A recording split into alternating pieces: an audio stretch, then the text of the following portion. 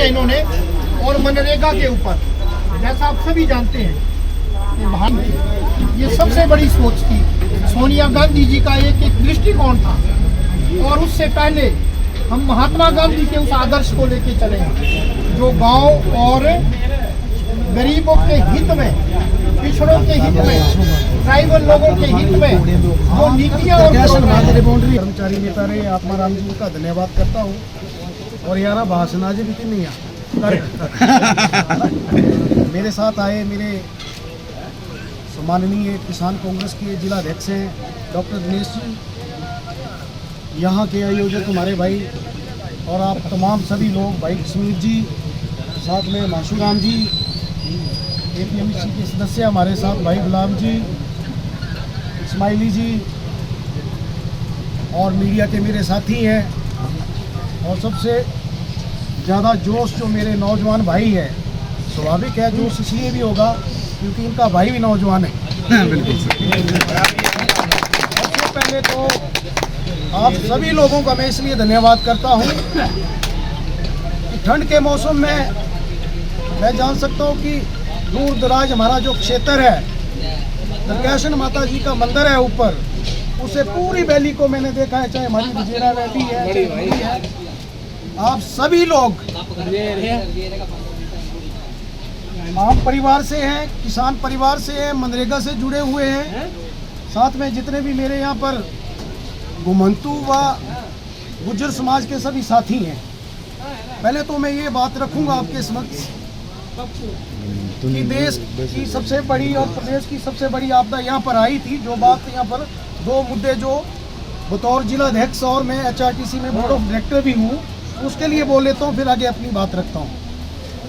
मैं धन्यवाद करता हूँ इस मंच से माननीय मुख्यमंत्री हिमाचल प्रदेश का कि जिन्होंने आपदा के समय में जो हमारा रिलीफ मैनुअल था, रिलीफ मैनुअल वो है कि सरकार का एक दस्तावेज और कानून जिसमें आपदा के समय में जो लोगों को राहत दी जाती है, फौरी राहत दी जाती है, उसके बारे में बताना चाहता हूँ। हमारे जितने भी गुज्जर समाज के लोग हैं, भैंसे चराते हैं, भेड़ बकरियां हमारे गति समाज के लोग चलाते हैं। गांव के तकरीबन चाहे वो कोई भी समाज हो, भेड़ बकरियां और हमारा पुश्तैनी पेशा है। आपदा जब भी आती थी, चाहे वो आसमानी बिजली गिरे, चाहे बरसात की वजह से हो, चाहे हमारे जो मवेशी हैं उनको किसी भी तरह का नुकसान हो जाए, फौरी राहत में मात्र सरकार दिया करती थी। सबसे पहले माननीय मुख्यमंत्री जी ने उस मैनुअल में बदलाव किया और आज अगर किसी हमारे घुमंतु गुज्जर की कोई भैंस आपदा की बदौलत मर जाती है, खत्म हो जाती है, तो 20,000 से लेकर के 50,000 रुपये देने का प्रावधान उस मैनुअल में किया गया। भेड़ बकरियां हमारी, चाहे वो ग्लेशियर गिरते थे, चाहे पहाड़ गिर जाते थे, अगर सैकड़ों भेड़ बकरियों को नुकसान होता था, क्या होता था? फौरी राहत दी नहीं पैंती। आज एक भेड़ बकरी गांव में जो भी हमारे माता पिता ताया चाचा जितने भेड़ बकरी कर रहे हैं, चरा रहे हैं, अगर आपदा के दौरान किसी की एक भेड़ भी मर जाती है, बकरी मर जाती है, 8,000 रुपये जो है उनको सरकार की तरफ से देने के लिए प्रावधान है उसमें। बस इतना है कि मेरा निवेदन रहेगा अपने गांव के सभी लोगों से कि इस तरह की परमात्मा करे पहले तो आपदा कभी आए नहीं। अब अगर कभी इस तरीके की दिक्कत अगर आती है तो हम सभी लोगों को वेटनरी, रेवेन्यू सभी विभागों को आकर के उसका मौका करवा करके जो है वो तहसीलदार और SDM तक रिपोर्ट हो जाए और एक प्रोसेस के तहत ये सब चीज़ें मिलेगी। ये तो रही आपदा उसकी बात।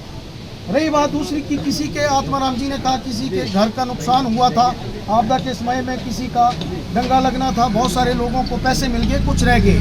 आप लोग निश्चिंत रहिए, सभी लोगों की जो फाइलें बन करके SDM ऑफिस में पहुंची हुई है। सभी जानते हैं कि थोड़ा जो डिजास्टर आता है, डिजास्टर मैनेजमेंट में केंद्र से भी पैसा आता है, जैसे जैसे पैसा आता जाएगा सभी के पैसे जो है वो मिलते जाएगी। ये बात मैं पहले तो ये रखता हूँ। दूसरा सबसे महत्वपूर्ण बात ये कहता हूँ कि आप लोग मेरे लिए इतने दूर से चल करके आए, जिलाध्यक्ष मैं नहीं बना हूं। आज मैं आप लोगों को कहना चाहता हूं कि आपका भाई सबसे युवा अगर जिलाध्यक्ष बना है तो ये तमाम मेरे जितने नौजवान साथी यहाँ पर खड़े हैं, जिलाध्यक्ष आप लोग हो। और मुझे बतौर एक पढ़ा लिखा नौजवान होने के नाते मुझे बहुत खुशी हुई कि यहाँ पर नौजवान जो है, हमारे सब साथी जो है, कम से कम हर मुद्दे के ऊपर खुल करके बात रख रहे, जैसे भाई ने रखी। और ये हमारा समाज जो है, इसमें नौजवान ऐसे लोगों का होना बहुत जरूरी है।